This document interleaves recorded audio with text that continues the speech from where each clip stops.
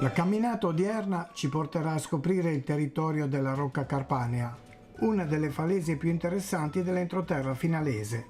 Siamo a Calice Ligure e, parcheggiata l'auto in via Campogrande, iniziamo il percorso segnato con 2 quadrati rossi. Dopo circa 1 chilometro arriviamo in contrada valle. Qui si può fare scorta d'acqua. Riprendiamo il cammino sul sentiero, ora segnato da 2 pallini rossi in campo bianco. Siamo a Monte Sordo e a ponente la maestosa Rocca di Perti è l'obiettivo di alcuni scalatori. Arrivati alla chiesetta di San Carlo scendiamo sulla destra e, guardato il piccolo Rio Valle, imbocchiamo il sentiero verso sud-ovest. Ma dopo un centinaio di metri iniziamo a salire seguendo le indicazioni per la falesia dello Scorpione. E improvvisamente sopra di noi compare la suggestiva Arma du Principat. La grotta ha l'ingresso chiuso da un muro in pietra, oltre il quale si apre una grande cavità che probabilmente un tempo era utilizzata come abitazione o ricovero per gli animali.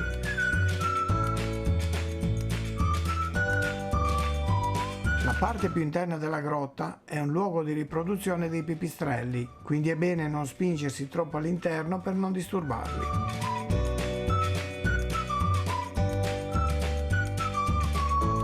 Proseguendo ancora per qualche centinaio di metri sul lato sinistro del Rio Valle, si arriva alla singolare roccia dell'Alveare, una curiosa erosione a tafoni che assomiglia ad un gigantesco nido d'api. I tafoni, per formarsi, hanno bisogno di 5 fattori: sole, acqua, sale, vento e naturalmente una roccia granulare. Il sale, che arriva dal mare portato dal vento, si appiccica alla parete rocciosa. L'acqua piovana, per capillarità, trasporta il sale all'interno della roccia, poi il sole fa evaporare l'acqua e nelle fessure rocciose si formano i cristalli di sale che, crescendo, squamano la roccia. Questo processo di erosione, nell'arco di millenni, scolpisce i tafoni.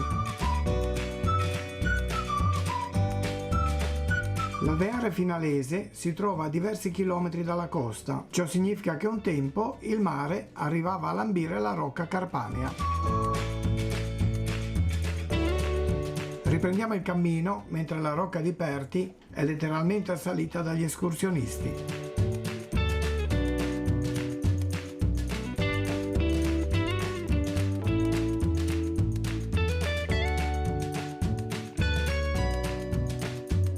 Tornando sui nostri passi in direzione nord-est, seguiamo il sentiero che prima scende e poi risale. Dopo qualche centinaio di metri si arriva nei pressi di una scalinata scolpita nella roccia, superata la quale troviamo l'Arma Pollera.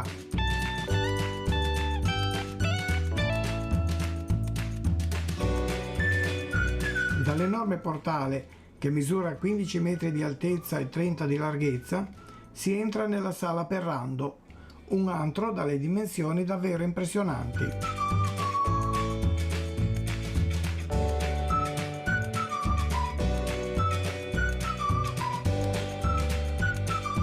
Sulla via del ritorno ci lasciamo alle spalle la Rocca di Perti. Davvero una camminata molto interessante che merita di essere conclusa con una bella visita in gelateria.